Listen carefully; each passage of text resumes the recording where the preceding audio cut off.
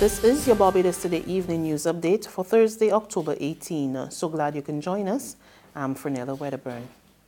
Shoppers, store owners and staff were left shaken today when news that a woman had suddenly collapsed and died at the bustling Sheraton Mall this morning.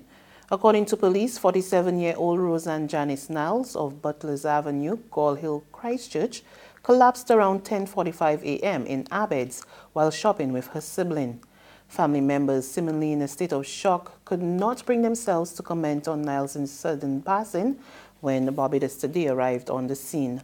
Managing Director of Abbots, Eddie Abbott, said the Sheraton branch had just reopened after undergoing refurbishment for several weeks. In a press release this afternoon, Abbott extended the deepest condolences to Niles' family and loved ones, saying he was extremely sorry to hear of the woman's death. He also apologized to customers affected by any interruption of service and thanked them for their patience and understanding. Enrollment numbers at the Cayville campus of the University of the West Indies are up. Word of this from Principal Professor Eugene Barito. Speaking on the sidelines of a signing of a Memorandum of Understanding between the University of the West Indies and the University of Ghana, Professor Barito told Barbados Today there's a 10% increase this academic year. She says there's nearly 500 more students than last year after suffering declines in 2014 when the former Frundle Stewart government had introduced tuition fees. Professor Barito noted that the enrollment numbers included several people who were forced to pull back because they could not afford tuition fees. The government's anti-violence campaign captivated students at the Grantley Adams Memorial School. Artists Faith, Peter Ram, Philip Seville, and Mole challenged the students to stay clear of fighting, bullying, and other violent acts. The program is aimed at stamping out violence and deviant behavior and encourages students to settle their differences in a peaceful manner. Barbados Today spoke with some of the artists, and they told us they are happy to be part of the initiative.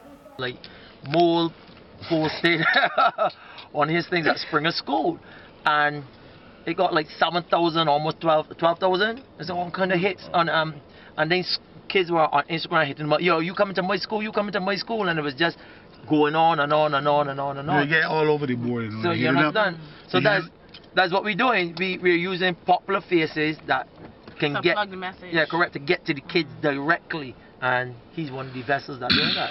Meanwhile, principal of the Grantley Adams Memorial School, Valdez Francis, says all is well at the St. Joseph School, which was affected by violence last year.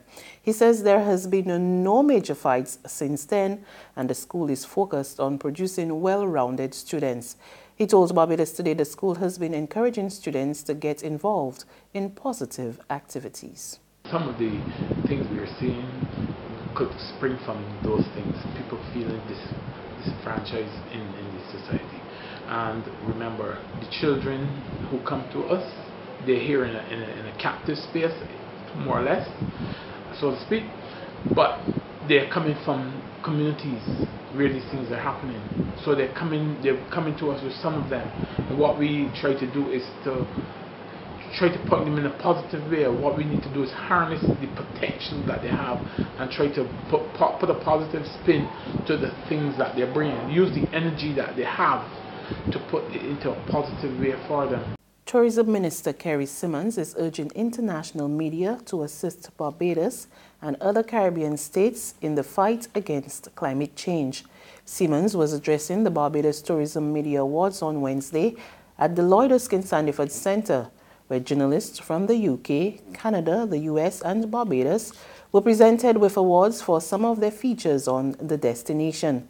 He said while the Caribbean was home to substantial investment, a tremendous amount of commercial activity, heritage, and culture, it was also under threat because of climate change. We are a civilization that is facing tremendous peril and existential threat. It is an existential threat about which we are, quite frankly, almost powerless to confront. And it is in this regard that I enlist tonight your support.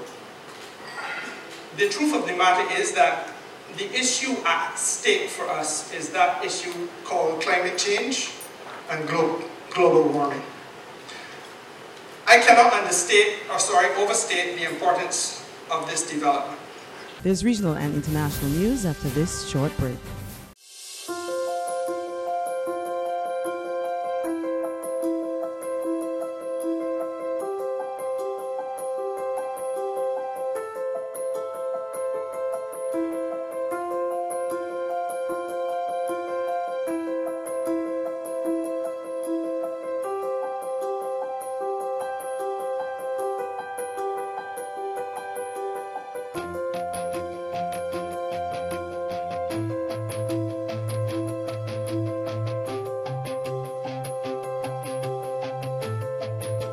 Barbados Today, news you can trust. To regional news in Trinidad and Tobago, prison officers say enough is enough. They are fed up with the state of the country's prisons. At an emergency press conference yesterday, President of the Prison Officers Association, Ciron Richards, disclosed that prisoners are running the island's prisons and officers are walking off the job, but nothing is being done. More in this report from CCN TV6. If the state do not care, why the hell we should care? Why should we care? Why? They are not getting a day more. They are not getting 5 minutes more. They have pushed us enough. The prison service is angry, very angry. But does that mean come tomorrow that the nation's prisons will be devoid of officers? Well, despite being asked that question several times, Richards stopped short of stating so definitively.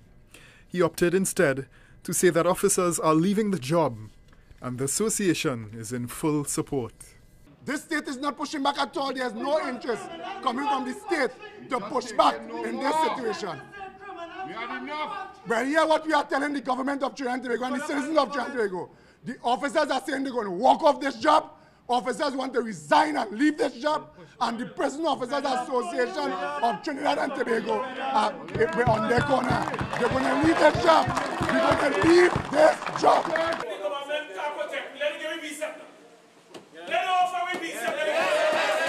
The state is sitting back and watching officers being killed off one by one, according to Richards. He said prisons officers are being slaughtered for simply doing their jobs. And on the international front, Britain's Prime Minister Theresa May and other EU leaders voiced renewed confidence on Thursday they could secure a Brexit deal, saying they were working hard to overcome the hurdles that only days ago brought the talks to a halt. So we need time, we need much more time. Not the most promising takeout from a summit that was meant to seal the Brexit deal.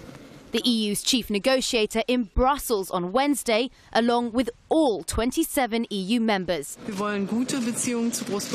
All saying the same thing. We want to get a Brexit deal. But leaders were left deflated, saying the UK failed to offer anything new to strike the kind of breakthrough that's needed to move forward. Now it seems Britain could extend a so-called Brexit transition period for up to a year. Reuters' Liz Piper is at the summit in Brussels. British Prime Minister Theresa May signalled today that she was ready to consider an extension to the transition period once Britain has left the European Union. Of course, this could give her more time to institute a future framework with the EU once we have left. But it also comes with its own pitfalls. She'll need to agree some sort of backstop arrangement to prevent a hard border returning between Northern Ireland and the Republic of Ireland, something that for many in Britain is not acceptable. But also, by extending a transition period, she will infuriate those Brexit campaigners who already think Britain has given too much away to the EU and is going to be trapped as a vassal state in the EU sphere for much longer than anyone voted for. And that's news, but for the very latest, visit our website at www.barbadostoday.bb. You can also subscribe to our e-paper, email updates, and like us on Facebook, and sign up for our breaking news alerts via WhatsApp. We're also on Izumi Media and bus terminals, as well as screenplay at supermarkets and gas stations near you. And you can also hear us on Mix 96.9 FM. I'm Fernella Wedderburn. Good evening.